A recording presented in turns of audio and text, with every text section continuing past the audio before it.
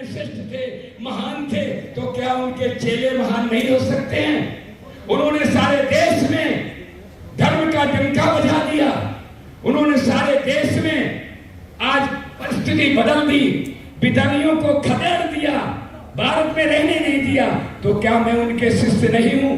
हमारे प्रत्येक अखाड़ों में ऐसे महापुरुष हुए। हम वैष्णव लेंगे, रामानंदाचार्य जी हुए जिन्होंने धर्म की रक्षा के लिए। हम वैष्णव में आएंगे, हम उदासियों में आएंगे, भगवान श्रीचंद्र का प्राकट्य हुआ। तो प्रत्येक संप्रदायों में कोई न कोई महापुरुष प्रकट होगा। तो आज इस मंच पर सारे नाम तो हमारे नवल किशोर दास जी ने सबका बता ही दिया, परिचय हो चुका है। सभी अखाड़ों के पदाधिकारियों को मैं देख करके, मैं तो नरसिंह नारायण जी ने कहा कि महाराज 7 तारीख को कार्यक्रम है, अध्यक्ष जी ने बोला, मैंने कहा अगर समय हुआ और कहीं नजदीक रहे तो मैं अवश्य आऊंगा। तो समय मिला और मैंने आप लोगों को देखा। मेरी एक ही साधु संत से प्रार्थना है, देखिए हम लोग इतनी संख्या में बैठे हुए हैं, अगर हम लोग 2-2, 5-5 लोग जोड़ेंगे तो मेरे साथ लाखों की लाइन लग जाएगी। लेकिन मैं आपस में उसका इसका ये सब को भूल करके हमको एक एकता के सूत्र में चलना है। जो हमारे मुख्य बनाए जाते हैं, क्यों बनाए जाते हैं?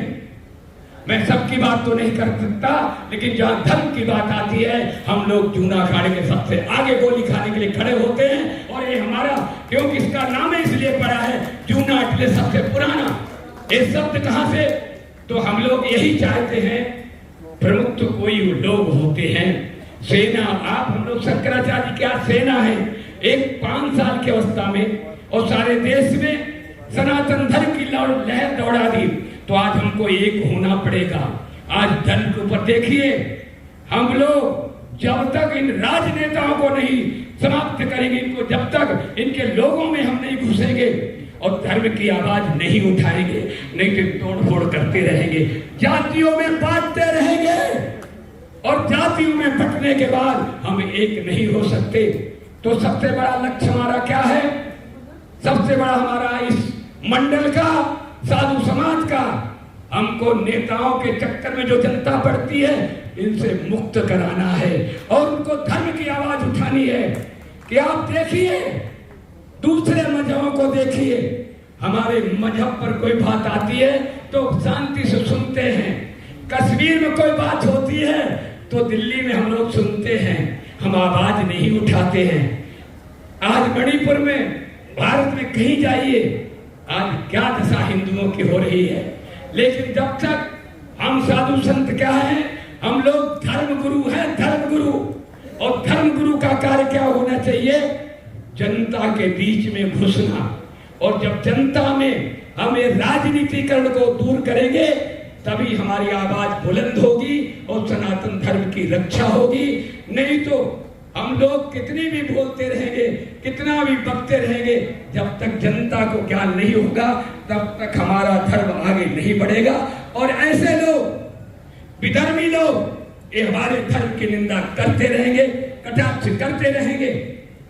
तो उनके बीच में हमको घुसना है, जनता के बीच में घुसना है, उनको समझाना है कि देखिए दूसरे मजहब के लोग कितने संगठित हैं और हमारे लोग बटे हुए, हमारे लोग पार्टियों में बटे हुए।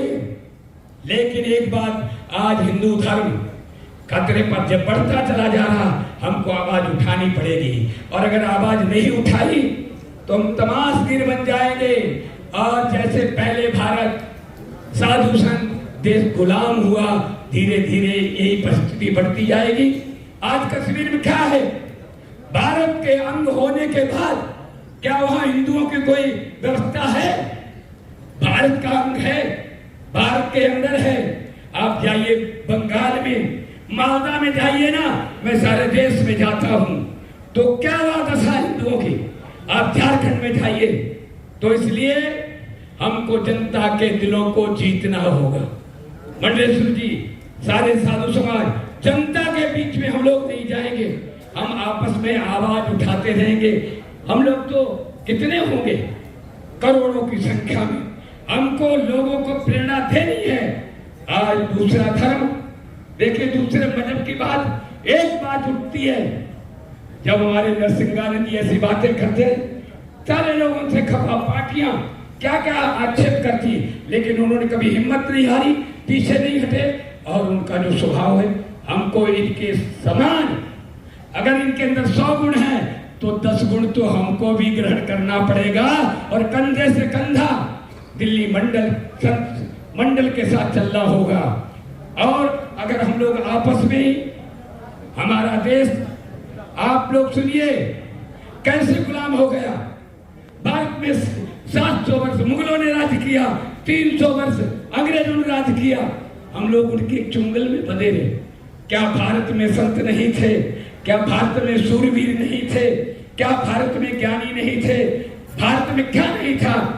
यहां तक कहते हैं वास्को डी गामा आया तो उसने कहा भारत तो सोने की चिड़िया है। ऐसा विश्व में कोई देश नहीं जो भारत के समकक्ष कर सके। तो मेरा एक ही कहना है, हम साधु संत आपस में एकता का परिचय देंगे, एकता की बात रखेंगे। हाँ, मैंने व्यवस्था की है, जैसे दिल्ली मंडल बहुत बड़ा है, कभी कभी ऐसा होता मंडल जी एक छोटा कार्यक्रम होता है, अब हम सबको नहीं बुला सकते तो हम मंडल का नाम वह नहीं लेते, हम व्यक्ति विशेष 10-50 आदमी को बुला के भंडारा करते हैं। अगर वहां मंडल का नाम लेंगे, हमारे यहाँ ये तो नहीं सारे पैसे वाले महात्मा या सारे महात्माओं पे बड़े बड़े मठ हैं, कभी कभी छोटा साधु भंडारा करता तो उसमें मंडल का हम लोग नाम नहीं लेते। जैसे कर मुक्तेश्वर, उसमें क्या है, वो अपने व्यक्ति विशेष साधुओं को बुला करके और भंडारा करते हैं। और जब मंडल का भंडारा होता है उसमें सारे लोग एकत्र होते हैं, इसलिए कुछ ये भी विधान होता है, सब साधुओं को लेकर चलना है, छोटा बड़ा। साधु में कोई एक तुलसी का पत्ता छोटा हो या बड़ा हो बराबर होता है। एक सालिग्राम की बटिया छोटी हो बड़ी हो उसकी उतनी बड़ी महत्ता होती है। इसलिए भाई समय का अभाव है, मेरे को बहुत बोला, अंतिम बात मैं कह सकता हूं, जो भरा नहीं जो भावों से, जो भरा नहीं जो भावों से, जिसमें रहती रसधार नहीं, वो हृदय नहीं, वो पत्थर है। जिसको सनातन धर्म से प्यार नहीं, वो पत्थर है, ये ध्यान रख लेना। वो साधु संत नहीं, वो गृहस्थी नहीं, वो जनता नहीं, जिसके हृदय में सनातन धर्म से प्यार नहीं, वो